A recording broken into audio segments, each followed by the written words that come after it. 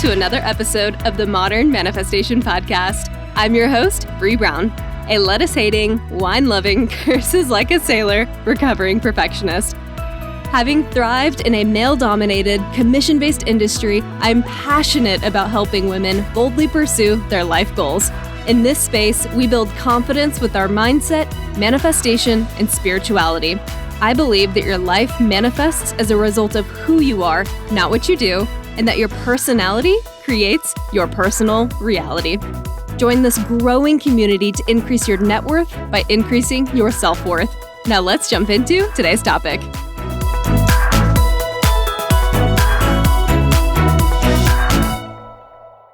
Hello, beautiful souls, and welcome back to the Modern Manifestation Podcast.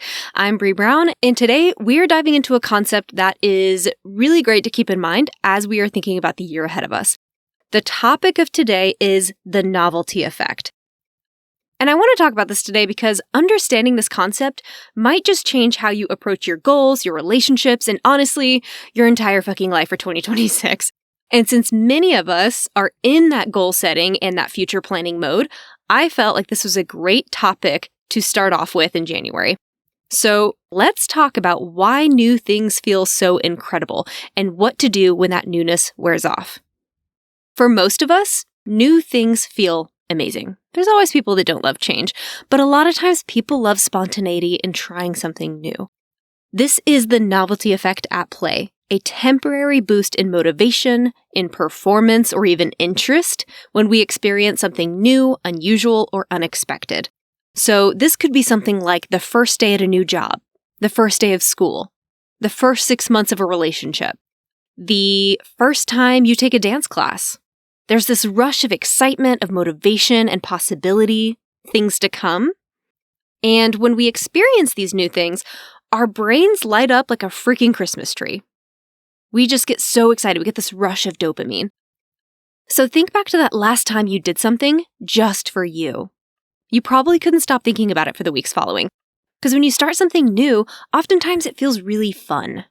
But over time, after a few weeks or maybe even a few months, that new job starts to feel like a routine. That new relationship starts to settle, and maybe you feel like the passion diminishes just a little bit. Or that new exciting workout plan you were excited about becomes just another thing you have to do, another thing on your checklist. That magic soon starts to fade. And then you're no longer in the honeymoon phase of whatever that thing was. And if you're still showing up, kudos to you, but it's probably different now. Or maybe you've moved on entirely, seeking the next thing. That's what I would do. I would jump from thing to thing, hobby to hobby, person to person. This is the novelty effect in action. And here's what's happening neurologically.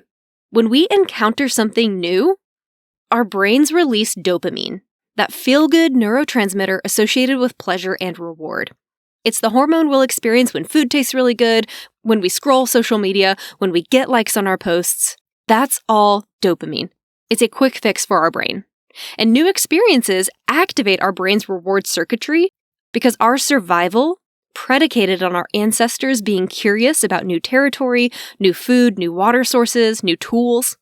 And the ones that got a little high off of exploration, those were the ones who lived. Those were the ones who passed down their genes. And so our brains learn to associate reward with curiosity and exploration, with new things, by being excited about these new things. However, our brains are also incredibly practical and efficient at adapting. So once something becomes familiar, it stops wasting energy on creating that dopamine response. This is why over time that new car smell eventually just becomes your car. Why that promotion you worked so hard for eventually just feels like your job again. Or why even the most exciting manifestation can lose its sparkle once it becomes your reality. This process is called hedonic adaptation. We just adapt and get used to stuff. And it works like homeostasis for our happiness levels. We always return to a baseline.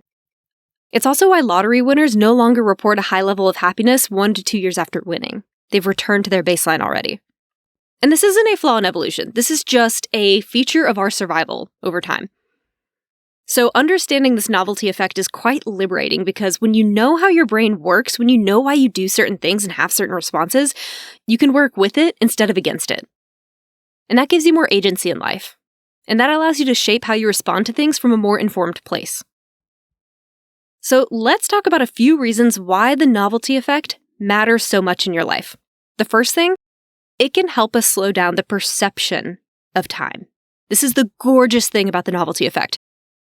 If you ever make comments like, the past year just flew by, where did the last 5 years go?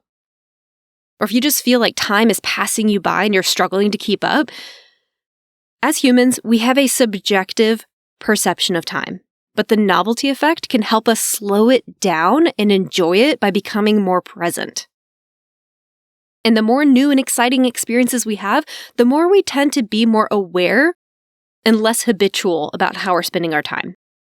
Matt Johnson, a professor at Holt International Business School, said this: as we age, fewer experiences are truly novel, and the brain tends to compress repetitive or familiar events, making them seem shorter in retrospect.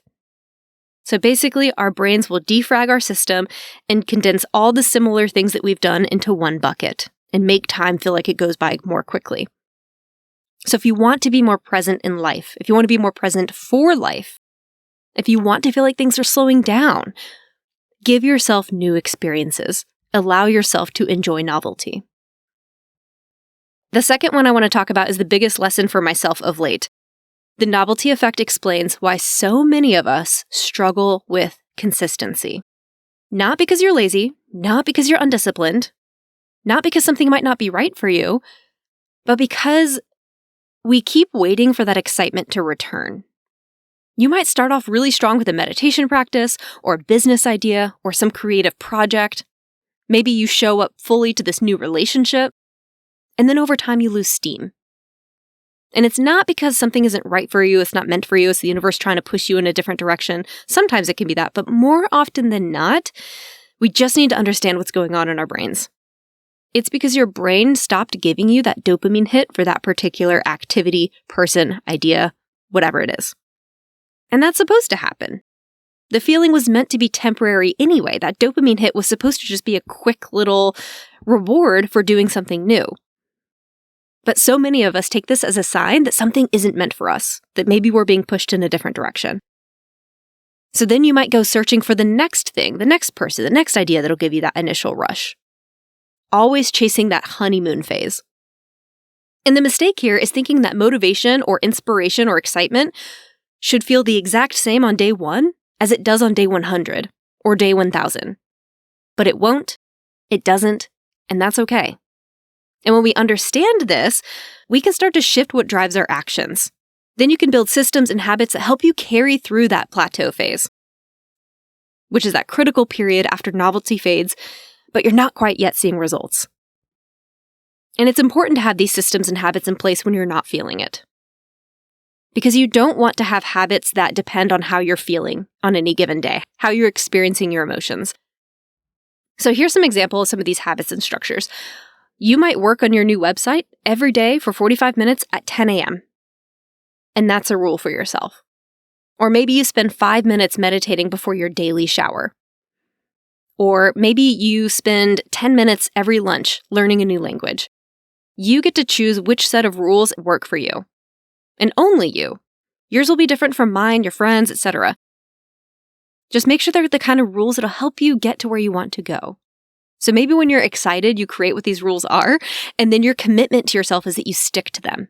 Because when that excitement's gone, at least you still have the processes in place. You show up because it's Tuesday, and you show up to that thing on Tuesdays, not because you're pumped about it. And there is an element of discipline to this, but that's how we can start to tease out the novelty effect from the things that we want to accomplish long term. And we need to have that separation in order to consistently show up and grow in our lives. The third thing I want to talk about with this novelty effect is that it has massive implications on our relationships. And this is something that honestly deserves so much discussion around because I see it all the time. The beginning of a romantic relationship is chemically altered by norepinephrine, serotonin, dopamine. Your brain is flooded with novelty because everything about this person is so new and exciting, and they haven't learned how to piss you off yet. And then over time, you get to know this new person. They become familiar. Your nervous system calms down a bit. And this is when a lot of people, especially our young friends, often mistake the absence of novelty for the absence of love. They might think something's wrong, that spark seems to be gone. And then they might start looking for that intensity or that passion elsewhere. So maybe you've had a friend in life that has a new job or new partner every few months, always chasing that honeymoon phase. However, deep, lasting love isn't about maintaining constant novelty. Real intimacy starts after the dopamine hit fades. When your nervous system starts to recognize this new person as someone that is safe and someone that is stable. I know I've mentioned this before, but in my early 20s, I loved toxic men. I chased them around everywhere. And I thought that they offered this passion and excitement and this spark to life, when really it was just toxicity and novelty wrapped up into a good drug cocktail. And the highs were highs, but lows were really low. And I know I'm going off on a bit of a tangent here, but I think it's important to say this. Your nervous system can really help you understand and recognize who is safe and what a healthy relationship feels like, and then who is not and what it doesn't. So when you're in a relationship and you feel very good and calm and content, and you don't feel like you're walking on eggshells, this is good. This is healthy, because a relationship should not feel like a roller coaster. The novelty effect does not mean your relationship lost its spark. And lasting relationships require that you choose to continue discovering someone even after they become familiar. And using this novelty effect, you can start to intentionally create new experiences with your partner.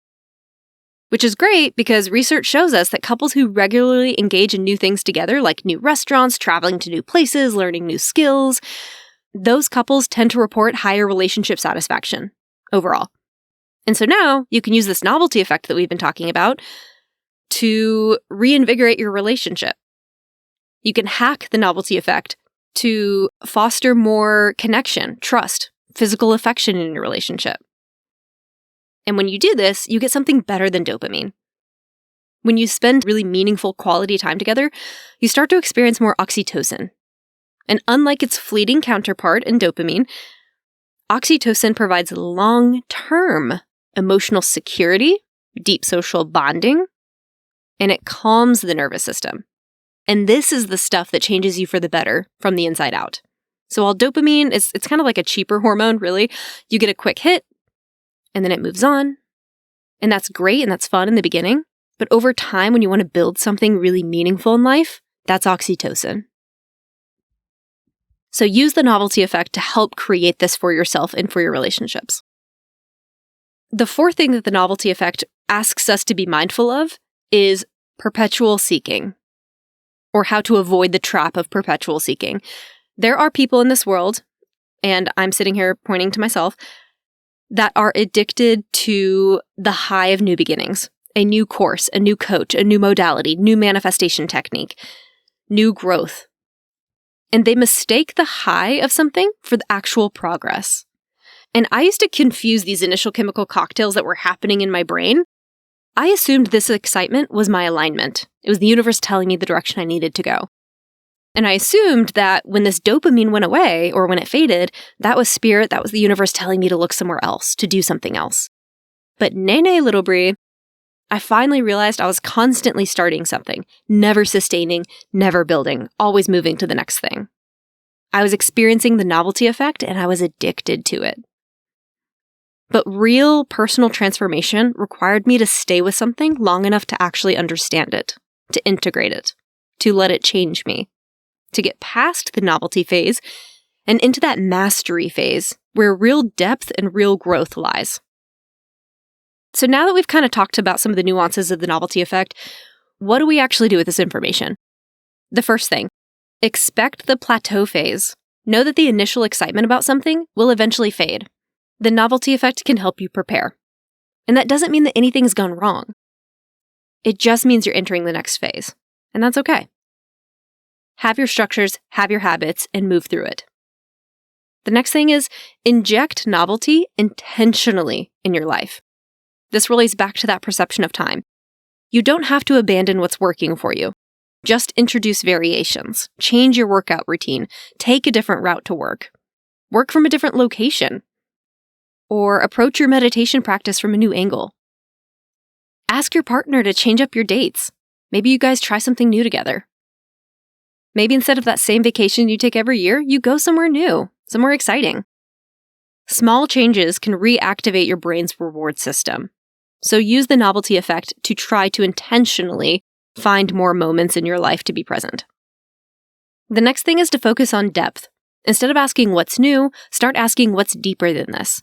Become really curious. What layers of meaning can you discover in what is already familiar? When that novelty effect starts to wear off, what else is there here for you to learn, to experience, to do, to change? And what becomes available through repetition or structure or habits that novelty alone can't provide? And the last thing I'll speak to is practicing gratitude for what is familiar already.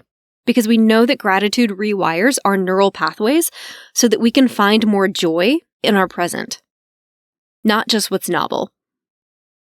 And what I love about a practice of gratitude is that gratitude creates oxytocin, that longer lasting, calming, more sustainable feel-good hormone that we talked about earlier.